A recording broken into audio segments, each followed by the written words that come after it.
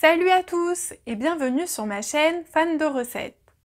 Aujourd'hui, je vous propose de réaliser un gratin de pommes de terre avec du brocoli, du chorizo et une sauce à la vache qui rit. Vous allez voir, vous allez adorer.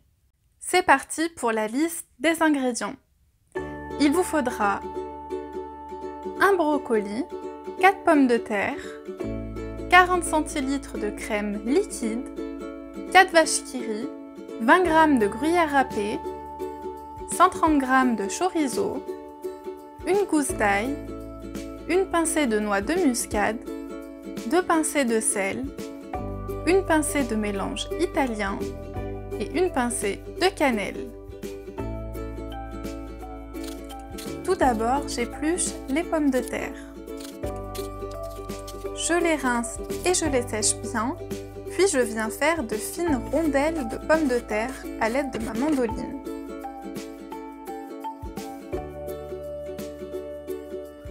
Je les dépose ensuite dans mon panier vapeur pour les faire cuire environ 15 minutes. Vous pouvez bien entendu les faire cuire à l'eau pour le même temps de cuisson. Après avoir rincé mon brocoli, je viens le découper en petites fleurettes. Puis je le dépose dans mon panier vapeur pour une cuisson de 8 minutes. Vous pouvez le faire cuire à l'eau pour le même temps de cuisson. Pendant ce temps-là, je m'occupe du chorizo. Je viens tout d'abord retirer la peau du chorizo. Ensuite, je viens le découper en petites tranches. Je le place dans un bol et je le laisse de côté. Place à la sauce du gratin. Pour cela, je prends une casserole et je viens placer la crème liquide. J'ajoute la vache qui rit et je laisse chauffer le tout. Je mélange de temps en temps pour que le fromage fonde bien. Je verse ensuite la gousse d'ail hachée, la pincée de noix de muscade, les pincées de sel, la pincée de mélange italien et la pincée de cannelle. Je remue bien et je laisse infuser quelques instants. Pour le montage du gratin, j'ai pris un plat que j'ai préalablement bien beurré. Je dépose ensuite une couche de pommes de terre,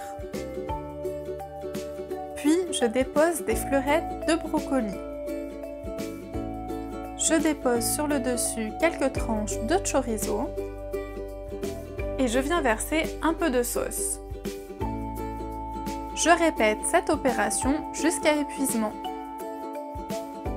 Pensez à bien vous abonner à ma chaîne YouTube, je publie tous les mercredis une nouvelle recette. Et si cette recette vous plaît, n'hésitez pas à mettre un petit like pour que j'en sois informée. Lorsque j'ai fini de placer tous mes ingrédients, je recouvre le gratin de gruyère râpée. Enfin, je l'enfourne dans un four préchauffé à 200 degrés pour environ 15 à 20 minutes de cuisson.